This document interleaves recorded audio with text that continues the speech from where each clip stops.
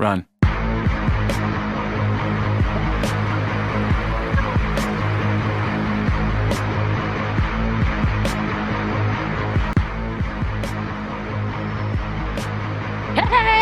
Attends. Merde! Aïe, C'est c'est quoi ça? la bonne classe. Non, mais je parlais de toi. Oh! Tu t'es lancé contre le gars, tu t'es mis à la poursuite le gars. C'est quoi? Un réflexe d'activiste. Activiste contre les VDG. C'est quoi? Si tu l'avais attrapé, tu l'aurais fait quoi? Ben, je sais pas ce que j'aurais fait, mais il s'en serait pas sorti comme ça, hein. Je pense qu'il faut qu'on aille aider. Ah, la jeune fille. Oui, la jeune fille qui est sous détresse là. Ok. Oh, tu as été très courageuse même de te lancer comme ça derrière lui. Oh, Aïe. ma chérie, ça va? Oh, Bonjour. Bienvenue dans une nouvelle session de Pédalons. J'avais prévu une intro complètement préparée, mais là, vous avez constaté. On est avec Nadège Bignon-Anago. Elle est coach spécialiste en violence basée sur le genre. Elle est maîtresse de cérémonie et elle est également écrivaine. Avec ce qui s'est passé tout à l'heure, elle n'a pas pu se retenir de réagir. Aujourd'hui, c'est avec elle que nous pédalons.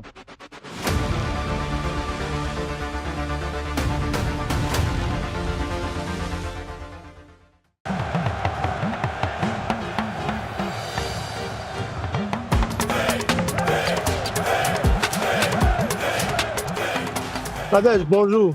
bonjour Caleb. Vraiment, j'ai oublié de te dire bienvenue dans cette nouvelle session de Pédalons. Ta réaction de tout à l'heure, ça m'a vraiment surpris parce que tu aurais pu réagir simplement, d'accord, en t'opposant à ce qui s'est passé. Mais ta réaction au point où tu t'es lancé dans une chasse-poursuite derrière le gars, moi-même, j'ai dû te suivre. J'ai dû te suivre. Je me suis dit, mais qu'est-ce qu'elle fait? Hein? Ben, vraiment, ça m'a surpris. Je veux comprendre, qu'est-ce qui, en fait, a fait naître chez toi cette fibre vraiment de vouloir défendre, d'être tout le temps en train de lutter, de combattre pour les droits des femmes, les violences basées sur le genre, de lutter contre les violences basées sur le genre. Les personnes qui me suivent sur les réseaux sociaux me voient poursuivre les publications des gens qui violentent les femmes, les insultent, les intimident.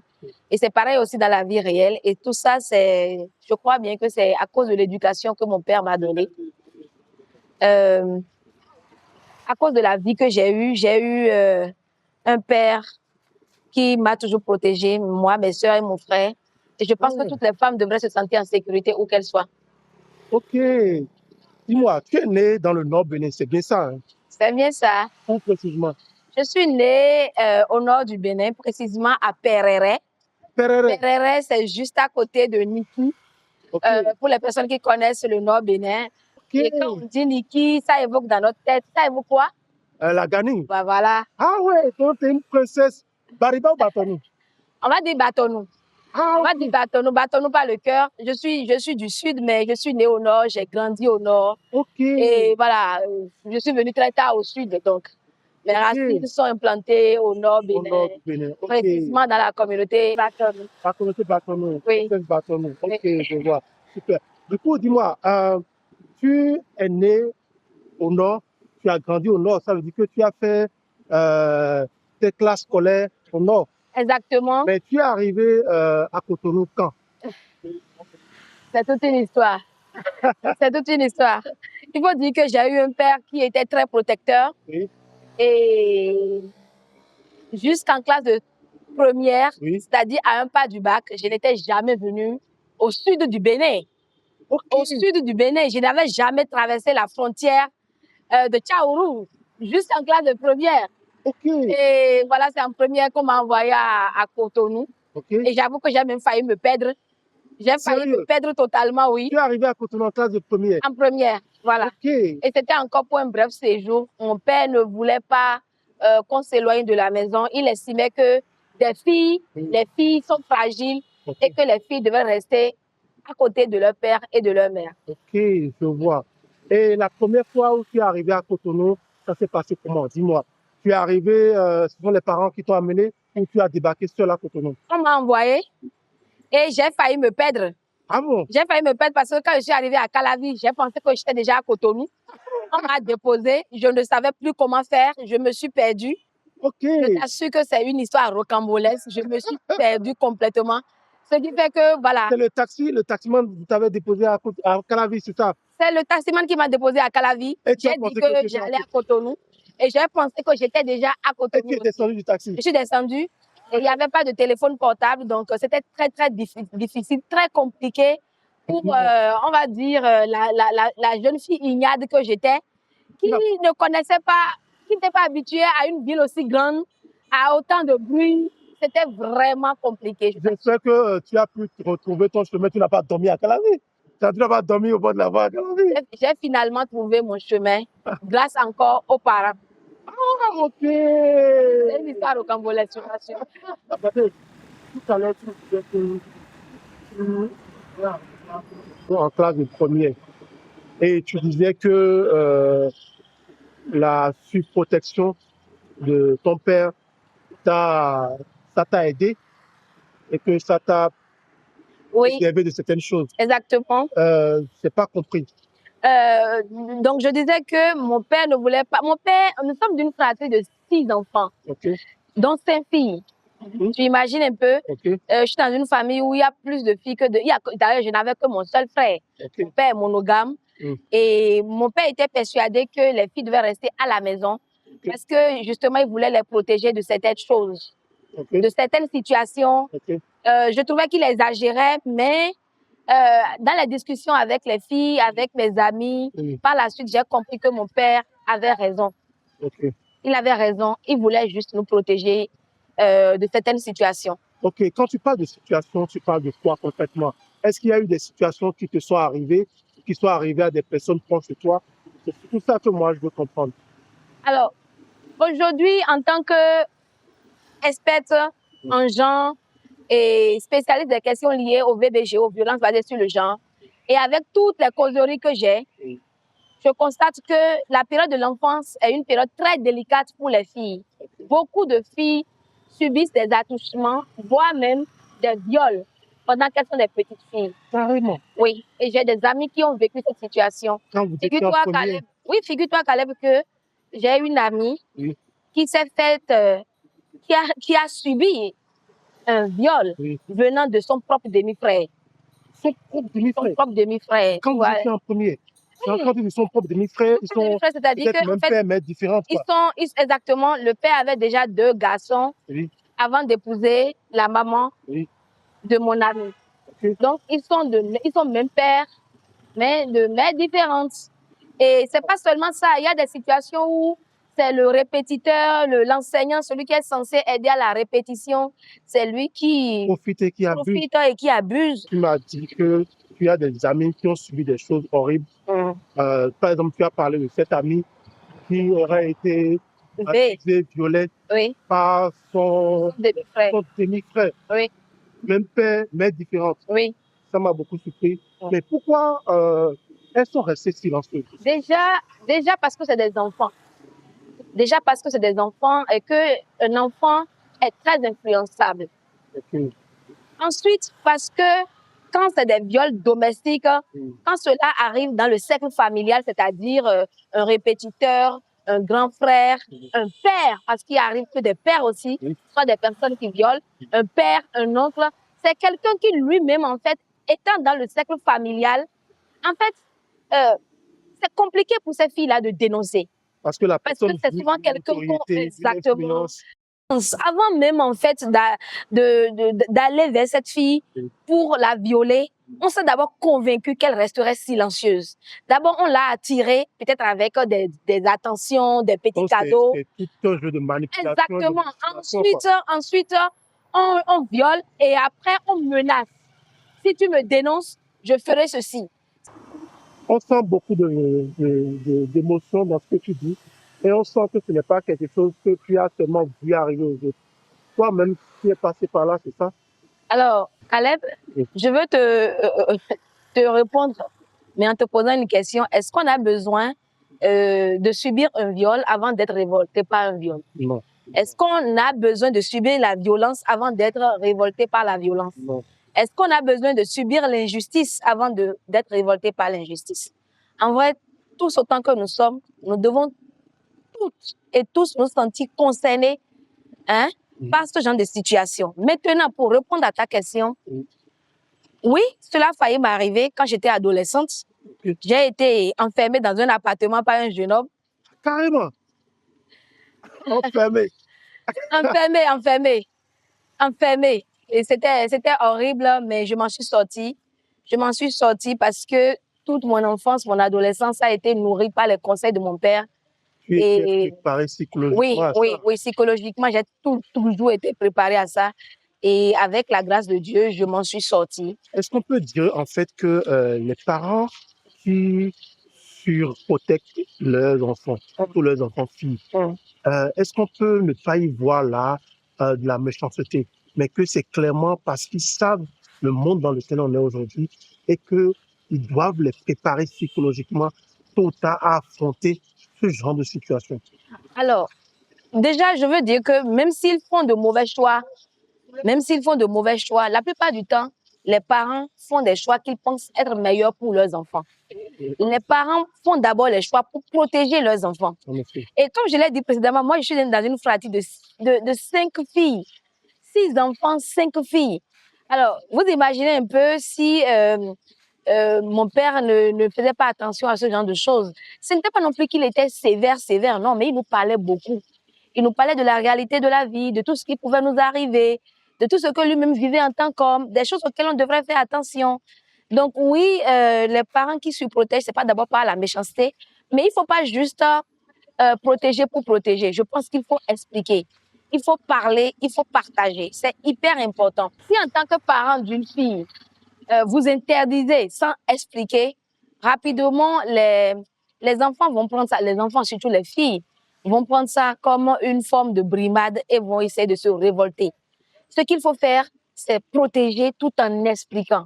Voilà. Comme ça, l'enfant grandit avec les bonnes informations venant des bonnes personnes. Parce que si vous n'informez pas vos enfants, ce qui va arriver, c'est qu'elles vont chercher l'information ailleurs. Et ce qu'elles vont apprendre, ce n'est pas forcément quelque chose qui va contribuer à leur éducation ou alors à la forme d'éducation que vous, en tant que parents, vous auriez voulu leur donner. Donc, oui, protéger, mais surtout informer.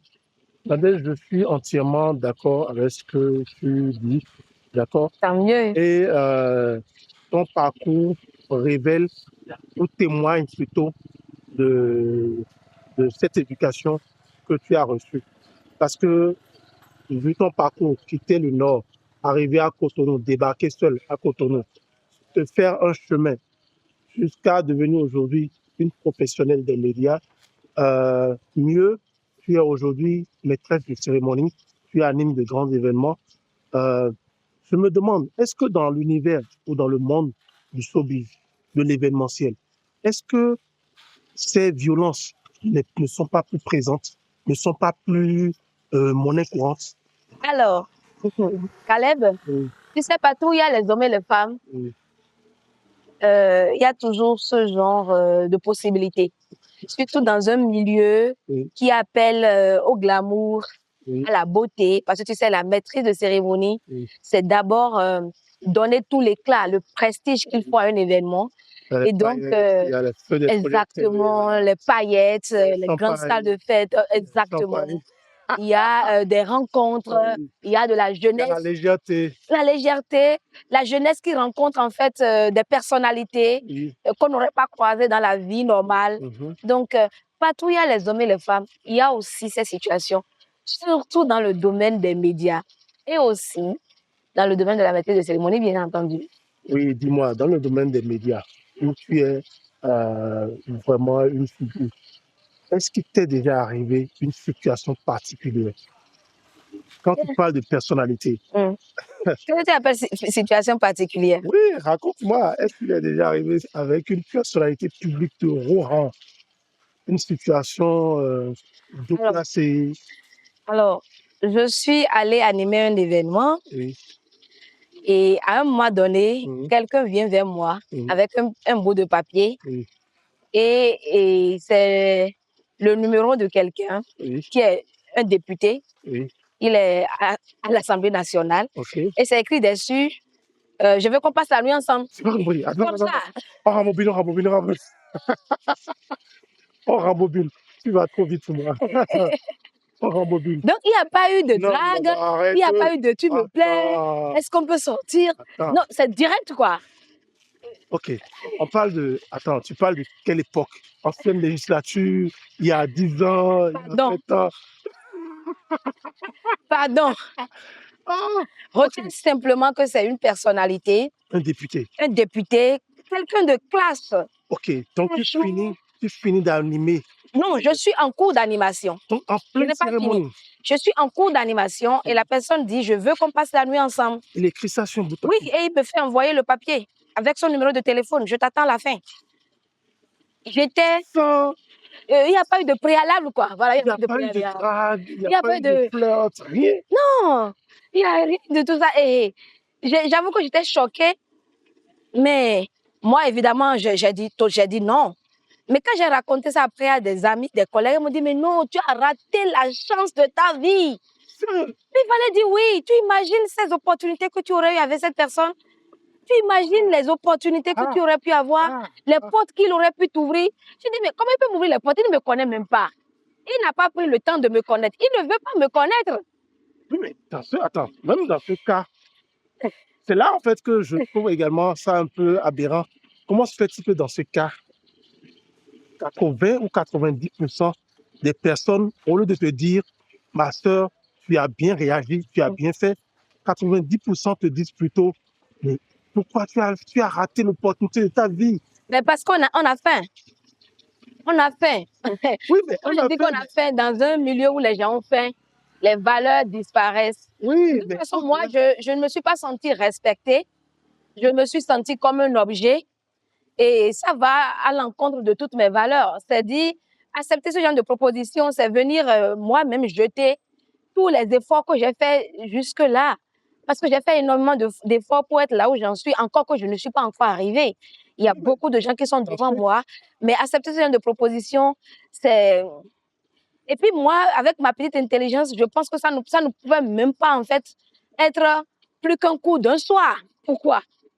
Parce que la personne ne te connaît pas. Elle n'a pas pris le temps de te connaître. Elle ne veut pas te connaître. Elle veut juste se servir d'un corps pendant un moment. Bref. oui, j'imagine en fait. Là, je suis un peu. Donc, j'avoue que j'étais choquée parce que cette personne, je ne la connaissais pas personnellement, mais je la voyais à la télé comme le Béninois ou la Béninoise lambda. Donc, c'était C'est quelqu'un pas un député caché quelque part. Non, mais C'était quelqu'un. est-ce qu'un député de la République peut être caché? Non, ça c'est C'est vrai. des gens qui prennent la parole, des gens qui sont visibles. Et c'est quelqu'un qui est beau en plus. Ah, il est beau. Ah, mais Donc, en fait, ce qui t'a choqué, c'est plus la démarche. c'est plus la démarche que tout le reste. C'est plus la démarche que tout le reste. Donc, oui, pour te dire que ça arrive, hein, ça arrive et voilà. Ce qui est un peu aussi parfois aberrant, c'est que parfois on pense que c'est dans les situations professionnelles pareilles ou dans les milieux aussi faciles que ces choses arrivent. Mais en réalité, quand on parle d'agression ou de violence basée sur le genre, comme on l'a dit plus tôt, ça arrive souvent dans des situations qu'on imagine très peu, dans des cercles familiaux, Exactement. dans des relations d'étudiantes à professeurs ou d'élèves à enseignants. Donc, ben oui. en réalité, ça arrive partout. Regarde par exemple l'histoire de la pauvre petite fille qui s'est passée au Cameroun. Exactement. Divine, je crois bien. Cette histoire aujourd'hui suscite vraiment toutes les interrogations, suscite beaucoup de réactions parce qu'on trouve vraiment illogique. Et pire, on parle de ça. On parlait de cette histoire de Divine quand il y a eu cette semaine ou la semaine dernière, une petite fille dont on doit retrouver le corps dans un quartier, je ne sais pas si c'est à Godomé ou parce qu'il paraîtrait que... et pire, c'est arrivé par la main de qui? C'est arrivé par la main de son oncle, je crois. Exactement. Où on dit que c'est son oncle qui aurait ôté la vie à cette petite fille. Tu sais quoi? Lorsqu'on parle, c'est quand même terrible. Caleb, quand on parle de violence basée sur le genre, quand on parle de viol, d'enfants, c'est dans le cercle familial que c'est le plus récurrent. C'est dans le cercle familial de l'enfant ou alors des parents de l'enfant que c'est le plus récurrent. C'est pourquoi c'est un devoir en tant que parent de faire attention. Il n'y a pas de caution-confiance. Il n'y a pas de je fais confiance à telle personne, je la connais. Non, il n'y a pas de ça. Et quand on parle des filles, aujourd'hui, ça va au-delà des filles. Même les petits garçons se font violer. Même les petits garçons subissent, oui, les petits garçons aussi subissent des attouchements, ils subissent des situations pas possibles. Et c'est pourquoi je vais, tout en pédalant, je dirais aux parents de parler avec leurs enfants, de communiquer énormément avec les enfants.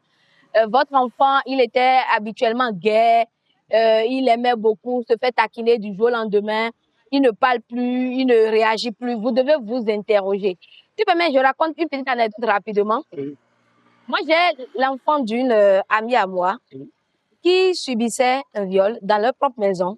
Un viol que une petite fille qui subissait un viol de son propre oncle, le frère de sa maman. Et elle disait à sa maman, maman, je suis en danger. Et la maman ne comprenait pas.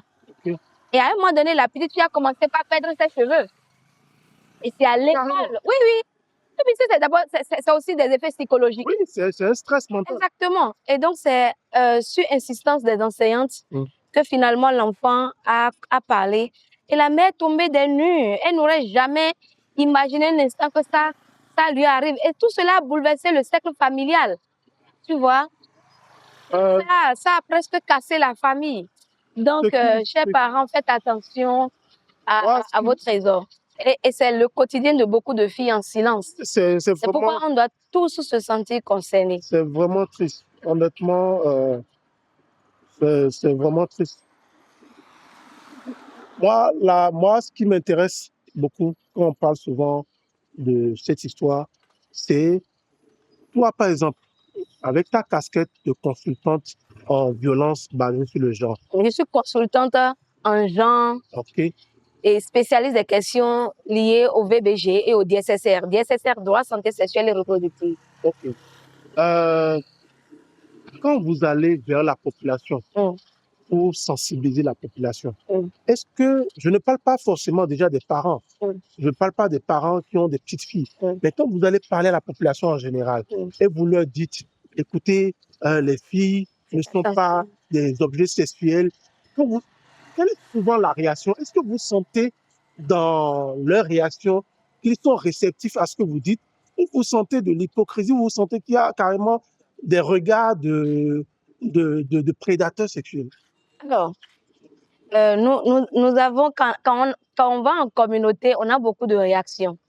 L'une de ces réactions-là, c'est que les stéréotypes ont du mal à être déconstruits. Je m'explique. Les gens ne sont pas encore habitués à parler de ces choses-là en public. Hein? Une question de viol, d'attouchement, et une question de bastonnade, une question de violence. Ils ne sont pas encore habitués à en parler en public. Donc, quand vous venez, vous êtes considéré comme un étranger.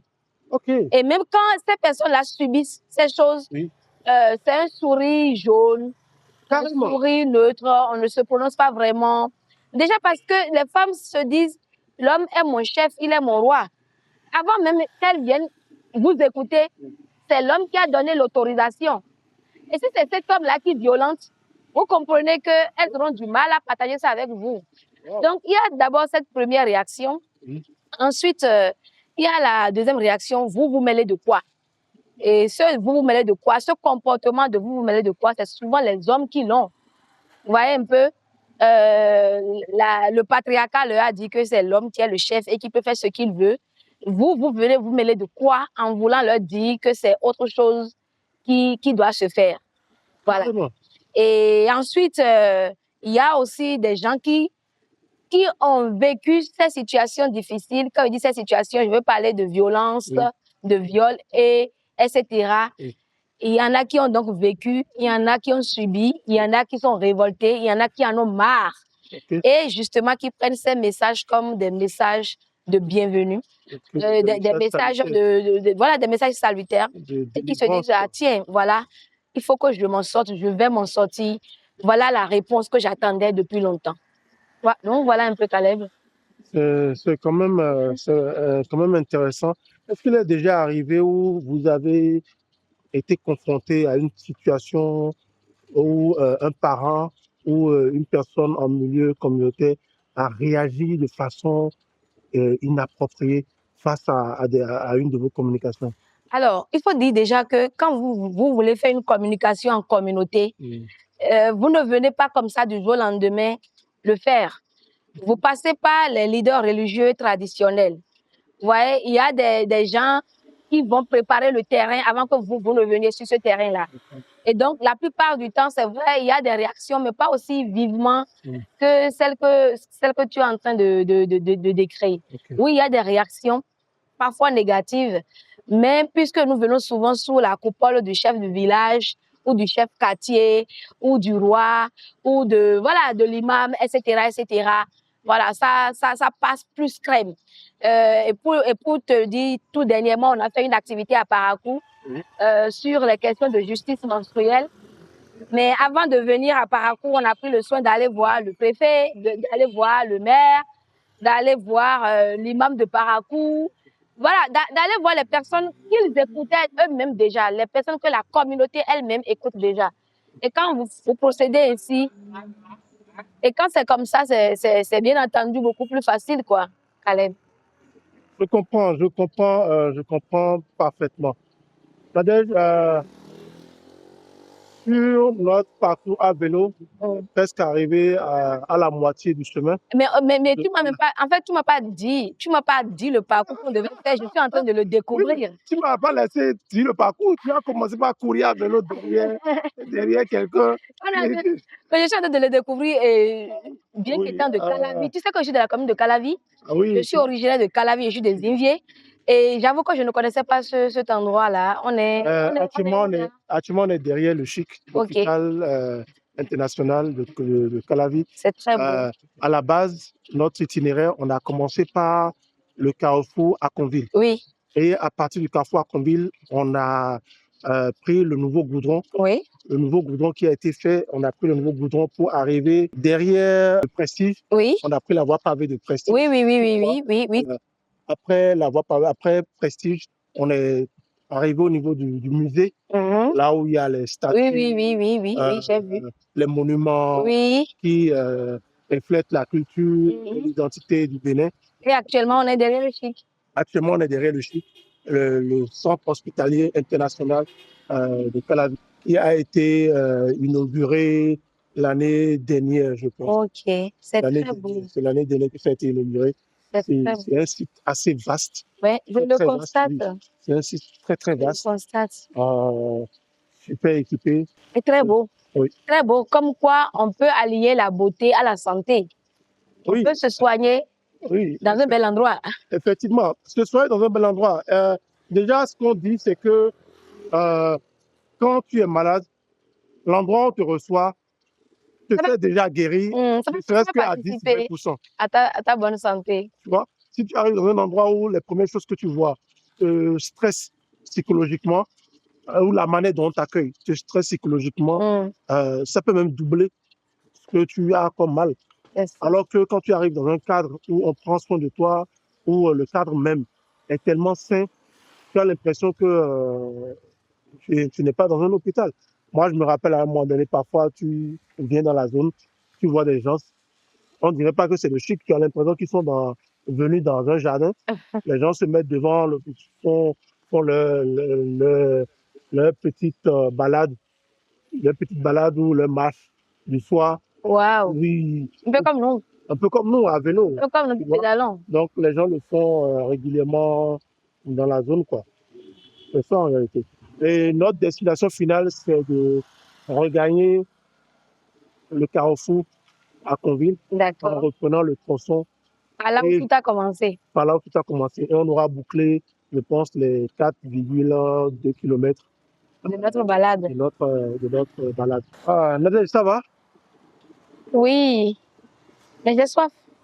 Ah, ok. Caleb, j'ai soif. Caleb, j'ai soif. Ok, attends, on va faire un arrêt, d'accord? on fait un arrêt pour boire un truc. D'accord. D'accord. D'accord. On s'arrête là. Ok.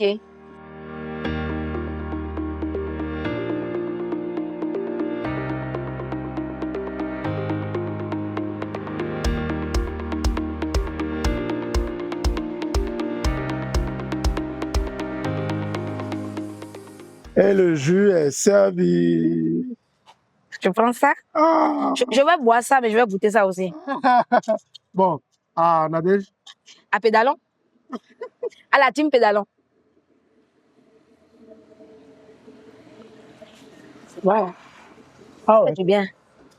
on fait vraiment du bien. Ah. Mais Nadège, dis-moi, en parlant de maître de cérémonie, et si tu nous faisais une petite improvisation? On imagine, oui, on imagine que c'est les 1 an de Pédalon, quoi. D'accord? On imagine que c'est les 1 an de Pédalon et tu es la maîtresse de cérémonie. Tu dois introduire la cérémonie. D'accord. Mais on n'a pas de micro, on fait comment? Caméra sur moi. Micro. Voici le micro. Roulement de tambour. Mesdames et messieurs, chers invités en vos divers rangs de qualité, nous vivons un moment exceptionnel. Nous sommes là dans ce prestigieux espace pour les 1 an de Pédalon.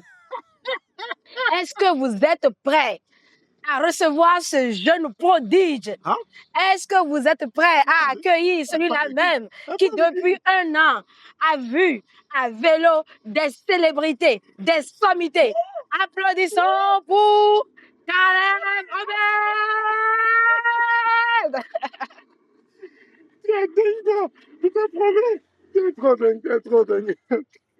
Ah, sérieux, merci beaucoup.